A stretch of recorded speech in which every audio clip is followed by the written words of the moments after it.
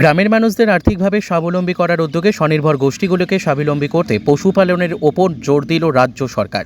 আর তারই অঙ্গ হিসেবে আজ মঙ্গলবার নদিয়ার চাকদাহ পঞ্চায়েত সমিতি দপ্তর থেকে 3টি গ্রামসহ পঞ্চায়েতের 4টি স্বনির্ভর গোষ্ঠীর হাতে পোলট্রি ফার্ম তৈরি করার উদ্দেশ্য নিয়ে মুরগির বাচ্চা ও তার প্রতিপালন করার জন্য খাবার তুলে দিল প্রাণী সম্পদ বিভাগ।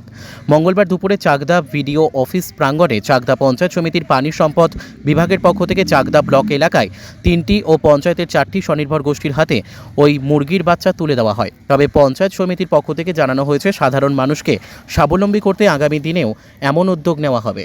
Bureau report, crime press, Bengal news. রাজ্য পশ্চিমবঙ্গ সরকারের উদ্যোগে প্রাণী সম্পদ দপ্তর এবং এসএইচজি মেল সংগঠনের এই সরকারি দপ্তরের পক্ষ থেকে কনভার্জেন্স মোডে সেলফ হেল্প গ্রুপদেরকে পোলট্রি বা মুরগির বাচ্চা দেওয়া হচ্ছে এবং এই মুরগির বাচ্চাগুলো প্রত্যেকটা গ্রুপকে 250 করে দেওয়া হচ্ছে। আজকে 3টি গ্রাম পঞ্চায়েত গেলে হবে, চাদুরা 1 নম্বর গ্রাম পঞ্চায়েত থেকে 2টো এসএইচজিকে এবং দেউলি আর হিংনারা গ্রাম পঞ্চায়েত থেকে এই হিংনারা দুর্গা গ্রাম পঞ্চায়েত থেকে 1টি করে গ্রুপকে আজকে মুরগি বাচ্চা দেওয়া হলো।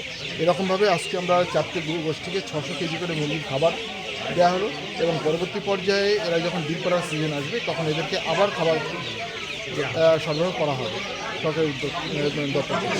আমরা চাইছি যে আপনার গ্রামগঞ্জের মহিলারা যারা আর্থিকভাবে পিছিয়ে আছে তারা মুরগি পালনে অংশগ্রহণ করুন, তারা ডিম এবং মাংস দুটোই উৎপাদন করুন এবং তাদের আর্থিক সমৃদ্ধি ঘটায়।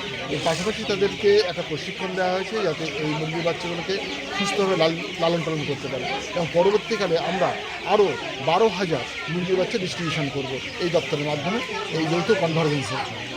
আপনার নাম পরিচয়? ভিডিও চাকদা শ্রী সংগ্রাম কৃষ্ণ মন্ডল।